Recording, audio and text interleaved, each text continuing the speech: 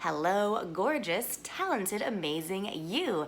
It is day 61 here of 365 healthy living video tips. Okay, so today I am sharing something that I've touched upon briefly here or there, but not in this much depth, not in this exact way or order, so it's new.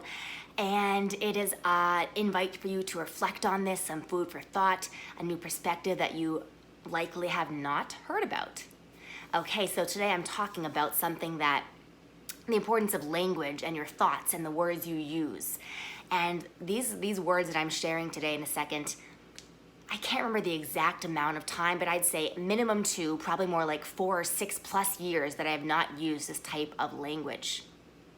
And I highly recommend, invite you to do the same so that you have a lot healthier and wonderful way of viewing yourself and your language and having more supportive thoughts in your head. So what am I talking about? I'm talking about the fact that you can probably hear this any day of the week if you walk around. People saying good versus bad in terms of food. So saying, oh, I ate badly today, or I had good food today, I ate really good today.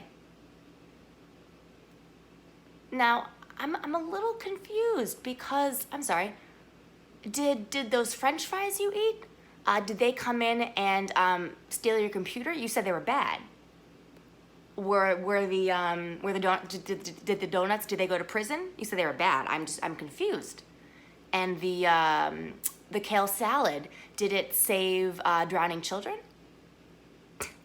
I know, I'm silly. But seriously, the point is that food is food. Yes, some of it is healthier than others, but it's not good or bad. I invite you to take that out of your language, right? Food is not good or bad. And thinking about it in this way can lead to having unhealthy, obsessive thoughts and lead to disordered thoughts and eating. And I know you don't want that, and I don't want that for you, certainly not.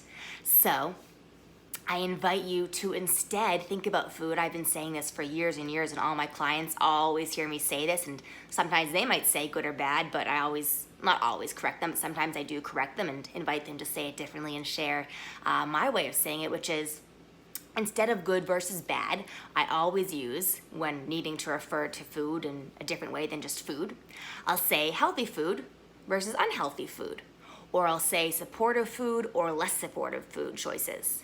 So again, instead of good or bad food, I'll say healthy or unhealthy food, or I'll say supportive or less supportive food, right? It's a much more empowering, helpful way to think of it, a much more neutral way than good, halo on my head, versus bad, some like devil with a whip, I don't know.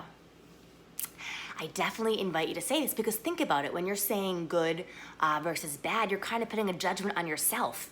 And you're not a good or bad person based on your food choices, right? You could be someone who eats super unhealthy or who makes lots of less supportive food choices. That doesn't make you a bad person, right? You can have someone eating the healthiest, cleanest, to use another societal word, cleanest food, but they could be someone who, steals from people every day. So if you eat healthy food or less healthy food, it does not make you good or bad.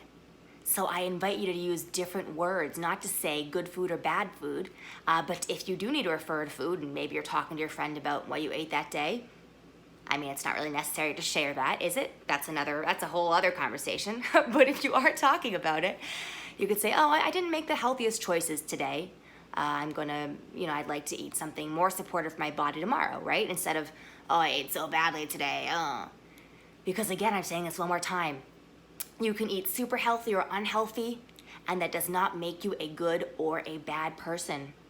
It doesn't. So I invite you to put different thoughts in your head, different language, so that you can think kinder to yourself and have different, more powerful, empowering thoughts in your head that are going to support you and support your healthy habits and support how you think about yourself. I want you to think positively about yourself and not mess up your thinking by thinking untrue things. Oh, I'm a bad person. I ate junk food. Well, that's another word not to use, but I'm a bad, well, yeah, we're speaking as if we're not speaking in a empowering way. So if you said, oh, I'm a bad person, I ate, junk food and cake all day, you're not a bad person. Nope. You just didn't eat food that's going to fuel you and make you feel good. And yes, of course I know, and I know you know, that obviously Karens, that was like carrots and parents put together. Karens. What are Karens? Maybe like the parents of carrots? So I know that you know, and I know that carrots, of course, are going to fuel your body better. They're going to do awesome things for inside of you, versus if you're eating sugar, yeah, that's not going to support your body as well. It might have negative effects on your body, but it's still not good or bad. So this is what I invite you to think about today, reflect upon, and change your language. So again, I'll tell you one more time what it is. Get rid of bye-bye, buy bad or good food. Hello, hello, hello, hello. Healthy versus unhealthy, or supportive versus unsupportive food. You don't necessarily need to even refer to food. You could just say food, but there are situations where it makes sense. I mean, I do, when I'm talking to clients, we'll talk about, food choices, and obviously working with my clients, often I'll help them make more healthy and supportive food choices. So we do sometimes obviously need to give a connotation to food. And I'll say healthy or, less healthy. So that is my tip for you. And if you love this, I bet you would know someone else who would love this, since you probably know other health-minded people. So thank you so much for sharing this, because I want to share this with as many people as I can. Spread this awesome, healthy living news and ideas to many. I want to help as many as I can, so thank you. Have a fabulous, fantastic day or evening or afternoon, whenever it is, and I'll see you tomorrow. Bye.